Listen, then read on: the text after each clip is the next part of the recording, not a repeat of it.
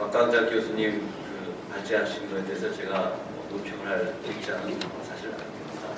사실 이 사회단체 규제법 이런 게 법학자들이 연구하고 이래야 될 건데 박강자 교수님은 경제학을 전공하셨음에도 불구하고 저희 법률을 전공하는 사람들이 해야 될 일을 지난 10여 년 전부터 쭉 연구하시고 좋은 논문도 많이 써주시고 오늘 발제하신 내용은 독일 통일 이후에 상황까지 합쳐서 낸 아주 방대한 자료, 아주 기본 자료에 아주 충실한 내용이기 때문에 아까 양 교수님도 말씀하셨지만 꼭 집에 가셔서 한번 정독을 해주시기 바랍니다.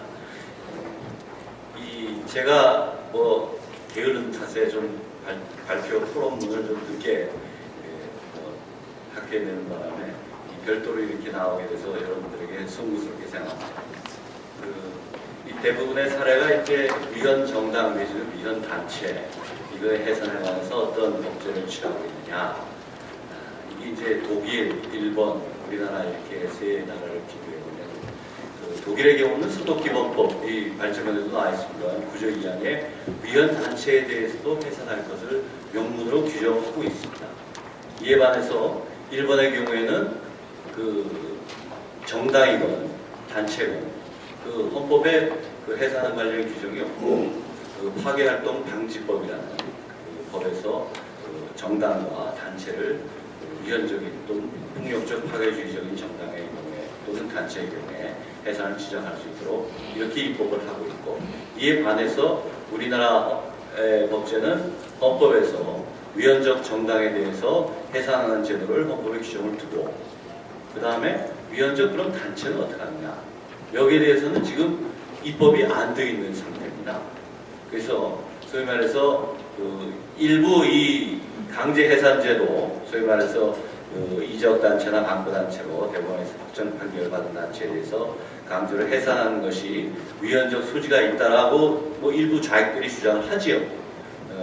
이것이 이제 이 근거로 삼는 것이 소득기본법에 보면은 분명히 위헌정당에 대한 해산 절차뿐만 아니라 위헌단체에 대한 해산 절차도 헌법에 규정이 되어 있는데, 우리나라에는 위헌정당에 대한 해산 규정만 있지 위헌단체에 대한 해산 규정이 없기 때문에 위헌의 소지가 있다, 이런 주장들을 하는 사람들이 일부 있습니다.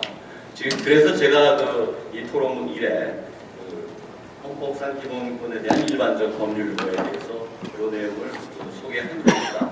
그래서 이것도 읽어보시면 쉽게 이해할 수 있는 부분이고, 법률 하신 분이라면 누구나 다 당연히 아는 건데 법률 안 하시는 분이 계셔서 혹시 그런 말을 듣고 대응을 잘 못하실까봐 제가 좀 기재를 한 겁니다. 일반적으로 기본권은 우리 37조에서 국가안전보장이나 공공복리에서 법률로서 제한하도록 했습니다.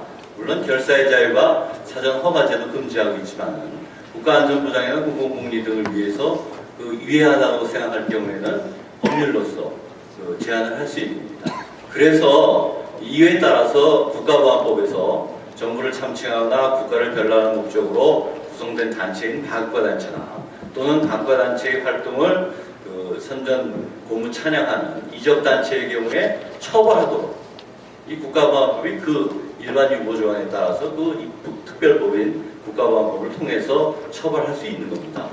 예를 들어 기본권 제한을 보면은 사람이 인신 구속이 된다거나 형사 처벌을 받는 것이 더 큰 제한입니다. 그 단체를 해산함으로써 그 단체 활동을 금지시키는 그런 기본권 제한보다 기본권을 제한한다, 내가 감옥 가서 형을 산다는 것이 더 큰 기본권 제한이죠. 그래서 이적단체나 반과단체에 가입하는 자에 대해서 형사처벌까지 할 수 있도록 했기 때문에 그 단체를 해산하는 것은 우리 헌법 체계에서 하나도 위반되지 않는다는 그거를 좀 알아두시기 바랍니다. 그리고 두 번째 항에 일본의 단체 해산 제도는 지금 발제하신 박강자 교수님의 독일의 위헌단체 해산 사례와는 직접적인 관련이 없지만 과연 그런 다른 입법례는 어떤 것이 있는가를 소개하기 위해서 제가 그 조항들을 다 그대로 옮겨놨습니다. 여기서 폭력적 파괴주의 이 행위는 유형도 써놓고 어마어마한 내용들을 써놨죠. 이것뿐만 아니라 이거를 선전선동하는 행위도 폭력적 파괴 행위로 간주하고 있습니다. 예를 들어 우리나라에서 말하는 이적 표현물들이 있죠. 북한의 활동을 찬양고무하는 그 같은 이적 표현물에 해당하는 그런 선전선동물을 만들거나 배포하거나 수입하거나 이런 행위들이 바로 폭력적 파괴 활동의 파괴 행위로 간주되도록 하고, 이 우리나라 지금 입법 내 아까 뭐 헌법에는 위배됐다고 뭐 불비하다고 했지만 우리 심재철 의원님께서 그 입법 발의를 하시고 지금 논의되고 있는 그 법을 보면은 그 대법원의 확정 판결을 받은 단체에 대해서 우리가 해상하자는 겁니다. 그러니까 일단 사법적 심사를 거친 단체입니다. 이거. 상권분리 원칙에 따라서 사법적 심사를 거친 단체에 대해서 행정부가 행정권을 발동하자는 것이지. 그런데 우리 일본의 경우, 서독도 비슷한 거지만 일본의 경우는 공안조사청 장관이 이게 소위 말해서 폭력적 파괴주의적 단체라고 생각이 들면, 또는 장래 그와 같은 지금까지 한 행위를 보니까 장래 그와 같은 활동을 할 것이다 라고 우려가 있다는 생각만 들어도 공안심사위원회에 이 해산 지정 신청을 청구할 수 있도록 하게 되어 있습니다. 그러면 공안조사청 장관이 이렇게 청구했을 때 공안심사위원회라면 그럼 어떻게 구성됐길래 공안심사위원회에서 그걸 결정을 하느냐. 공안심사위원회라는 것은 여러분들 잘 알다시피 일본은 내각 책임제죠.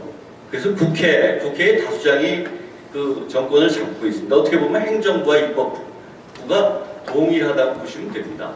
그런데 이제 공안조사청에서 청구해서 심사를 하는 공안조사위원회는 그 내각 총리 대신이 국회의 동의를 얻어서 그 위원을 임명합니다. 뭐 비상근이지만 조금씩 그 위원장과 그거는 규정이 조금 다릅니다만, 이 실제 이게 행정구조로 보면 법무성 외국의 형태를 띠고 있습니다. 그래서 행정부인 거죠. 그러니까 공안조사청 장관이 앞으로 장래 저런 우려가 있다고 생각하는 단체에 대해서 해산 청구를 하면 내각 총리 대신이 국회의 동의를 얻어서 임명한 위원들에 의해서 해산 결정이 되는 겁니다. 사전적 해산이죠. 그 후에 100일 이내에 법원에 이제 그 결정에 불복이 있으면 그 당사자들이 해당 단체가 100일 이내에 이제 이의 제기를 할 수 있는 사후적 어떻게 보면 사법 통제를 하고 있는 겁니다. 그래서 독일의 경우도 지금 우리 박광재 교수님이 발표하셔서